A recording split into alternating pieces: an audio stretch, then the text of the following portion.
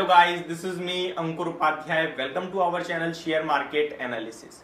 Guys, बात करने वाला हूं वेलिएंट ऑर्गेनिक्स लिमिटेड। ये स्टॉक पिछले कुछ दिनों में काफी उठापटक करता हुआ दिखा है।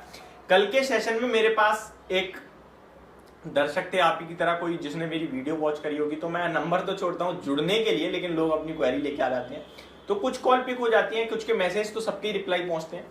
तो उनका कहना इसी स्टॉक पे था, आई थिंक वेलिएंट ऑर्गेनिक्स। अगर आप मेरी वीडियो देख रहे हो तो ये वीडियो आपके लिए। आपने शॉर्ट करा था ये शेयर, मींस कि उन्होंने अपर सर्किट पे शॉर्ट कर दिया इंट्राडे, बट कोई बायर नहीं मिला और सेलर नहीं मिला, तो उनका किसी ने बाय नहीं कर पाया, जिसके कारण उनका स्टॉक T3 में पहुंच गया। यानी थर्सडे, यानी जो एक्सपायरी होती है उस दिन उनकी पोजीशन कटेगी, किस रेट पे पता नहीं। अभी मैं आपको बताऊं, कल के सेशन में इस स्टॉक में 20% का अपर सर्किट लगा। इस स्टॉक के बारे में मैंने डिटेल में ध्यान से देखा, उसके बाद मुझे इसमें कुछ इंटरेस्टिंग चीजें निकल के आई जो आप सभी के साथ शेयर करना बहुत ज्यादा जरूरी था। सेकंड थिंग, ये स्टॉक एक ऐसा स्टॉक है जो इललिक्विड काउंटर है, लेकिन इस टाइम इसमें बहुत हैवी वॉल्यूम्स ट्रेड होते हुए दिख रहे हैं, जिसपे वीडियो बनाना कंपलसरी सा हो गया था एक तरीके से। अब मैं इसको एक एक करके आपके साथ चीजें शेयर करूंगा, फिर मैं आपको ये भी बताऊंगा ये स्टॉक लेना चाहिए नहीं लेना चाहिए, जिसके पास है उसे निकलना चाहिए या फिर ऐड करना चाहिए, क्योंकि स्टॉक में बहुत बड़ी वॉलेटिलिटी रहती है। अभी देखिए, इस स्टॉक का एक साल का जो लो है, 52 वीक लो जिसे कहते हैं हम सभी, 791 का है, और 52 वीक हाई 1848 का है। ये स्टॉक मार्केट में 2020 की लगभग अक्टूबर में 1680 के करीब कहीं ना कहीं मार्केट में देखने को मिल रहा है चार्ट के हिसाब से।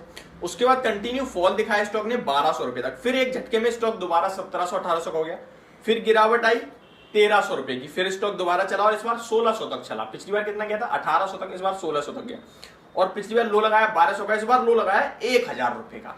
फिर तेजी बनी और इस बार तेजी केवल 1250 रुपए की बनी, और इस बार गिरावट जो बनी वो आपका 52 वीक लो लगवा दिया इसने 791। अब फिर से एक अपसाइड आई है जो 1000 रुपए के पार आई 1090 तक। इंट्राडे में आज भी स्टॉक ने 1090 का हाई लगाया है और स्टॉक वहीं पे आके दोबारा नीचे आ रहा है।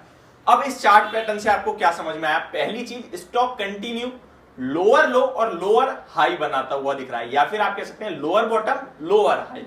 ठीक है, समझ में आ गया एक चीज तो आपको कैसे क्लियर 52 वीक लो के पास है। कल एक सर्किट दिखा जिसमें लोग दोबारा ट्रैप हुए और फिर स्टॉक अब दोबारा गिर रहा है। क्या ये दोबारा गिरावट जारी कर देगा या एक बाउंस बैक देगा, इसके बारे में मैं आप सभी को बताऊंगा।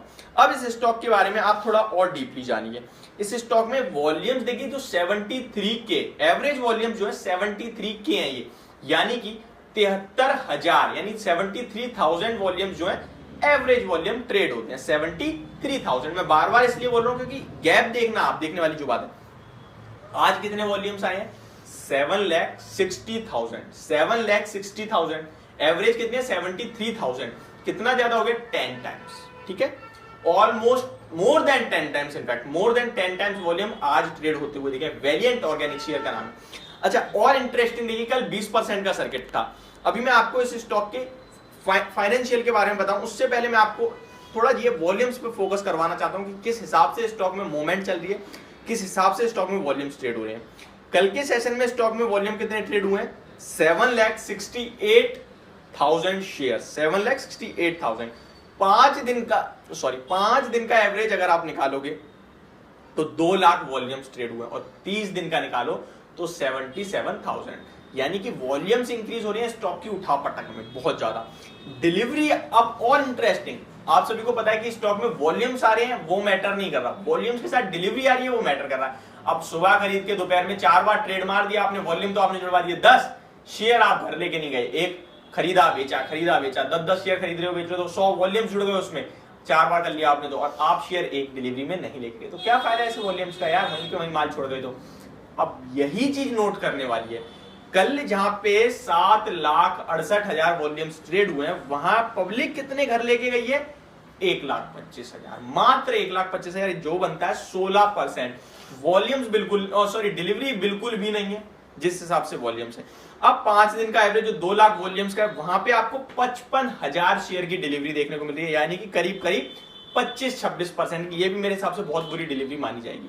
ठीक है, डिलीवरी कितनी अच्छी होती है? मिनिमम 50% के ऊपर होनी चाहिए, मिनिमम, तो हम अच्छा कह सकते हैं 70% के ऊपर बहुत ही शानदार डिलीवरी मैं कह सकता हूं, बहुत अच्छी। ठीक है, अब मैं इसके रिटर्न चार्ट आपके सामने रख रहा हूं। देखिए एक हफ्ते में 15.5% के रिटर्न, एक महीने में 16.5%। जो मैंने आपसे क्या कहा, lower top lower bottom, lower bottom लगाया है स्टॉक ने कितना 791 का, लोअर टॉप बनाने गया स्टॉक, लास्ट टाइम कितना था 1300 रुपए का, इस टाइम बनाया 1100 रुपए का, लोअर टॉप लोअर हाई बना दिया, लोअर टॉप भी कह सकते हैं हम, ठीक है।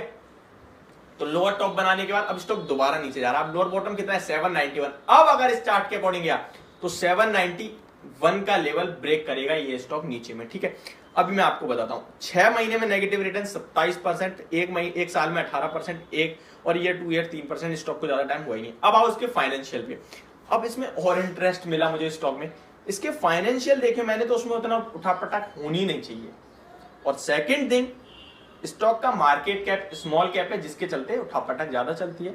2800 करोड़ की कंपनी है, 2800 करोड़ की कंपनी है। मार्केट कैप की बात करूं, कैगर और प्रॉफिट अगर मैं 3 साल का देखूं तो मुझे मेरे कान और आंख दोनों खड़ी हो गई भाई।